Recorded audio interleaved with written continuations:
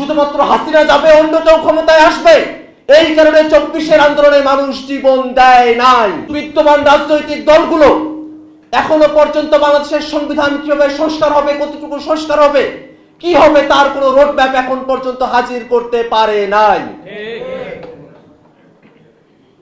আমরা বারবার বলেছি, বর্তমান অন্তর্বর্তীকালীন সরকার বাংলাদেশে সংস্কারের একটা পরিবেশ তৈরি করবে। বাংলাদেশের সচিবালয় বলেন, বাংলাদেশের বিচারালয় বলেন, বাংলাদেশের সংবিধান বলেন, বাংলাদেশের পুলিশ প্রশাসন বলেন, প্রত্যেকটা জায়গায় সংস্কার প্রয়োজন। এই কথাটা মানুষ ভেবেছে, এই কথাটা মানুষ মনে লালন করেছে। এই কারণেই 24-এর আন্দোলনে মানুষ নির্দিষ্ট কোনো রাজনৈতিক দলের ডাকে নয়, স্বতঃস্ফূর্তভাবে এসে এই আন্দোলনে মানুষ জীবন দিয়েছে।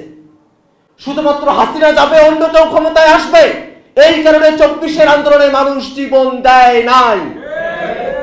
অবশ্যই বাংলাদেশে গণতান্ত্রিক রাজনীতি থাকতে হবে, বহুদলীয় রাজনীতি চলবে, কিন্তু অবশ্যই সেই রাজনীতিকে একটা নয়া ব্যবস্থার মধ্য দিয়ে, একটা নয়া বন্দোবস্তের মধ্য দিয়ে সেই রাজনীতিকে পরিচালিত হতে হবে।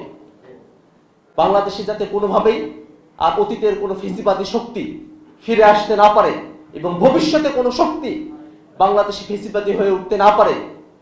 যেভাবে অতীতে আসাদ জীবন দিয়েছেন, নূর হোসেন জীবন দিয়েছেন, আবু সাইদরা জীবন দিয়েছেন, তেমন করে নতুন কাউকে আর জীবন দিতে না হয়, তেমন একটা ব্যবস্থা তৈরির দায় বাংলাদেশের বর্তমান সরকারের আছে। অতএব সরকারকেও আমরা বলবো, শুধুমাত্র রাজনৈতিক দলগুলোর হুমকি ধামকিতে সংস্কারের পরিবেশ তৈরি না করে, সংস্কারের সূচনা না করে, সংস্কার যে চলছে সংস্কারের একটা বাস্তব রূপায়ণ না করে আপনারা ক্ষমতা ছেড়ে দিয়ে চলে যাবেন। এমন যদি হয় আপনারা হয়তো চলে যেতে পারেন, কিন্তু বাংলাদেশের জনগণ, বাংলাদেশের ছাত্ররা নতুন কাউকে নিয়ে আসবে যারা বাংলাদেশের জন্য সংস্কারের পরিবেশ তৈরি করবে, সংস্কারকে বাস্তবে রূপায়ণ করে চলে যাবে। আমরা স্পষ্ট করে বলি, সংস্কারের কথা,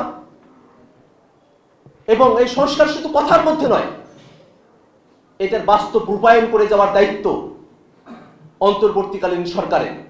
আমরা শুনি যে অন্তর্বর্তীকালীন সরকার তাদেরকে কে ম্যান্ডেট দিয়েছে সংস্কার করবার।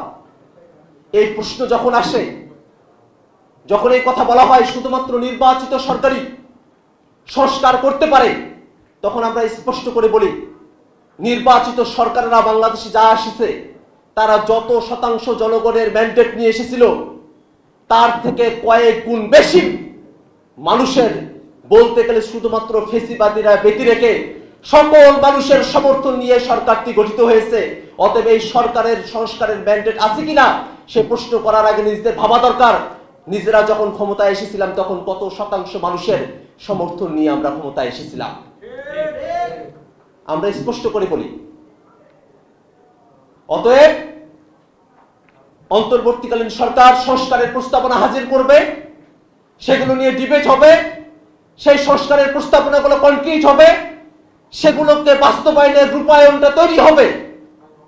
তারপরে নির্বাচিত সরকার এসে সেই সংস্কারের যে বাস্তবতা, তার যে রূপায়ণ, সেটাকে শুধুমাত্র কন্টিনিউ করে নিয়ে যাবে, তারা এসে সংস্কার করবে। এই অপেক্ষায় বাংলাদেশের মানুষ বসে নাই।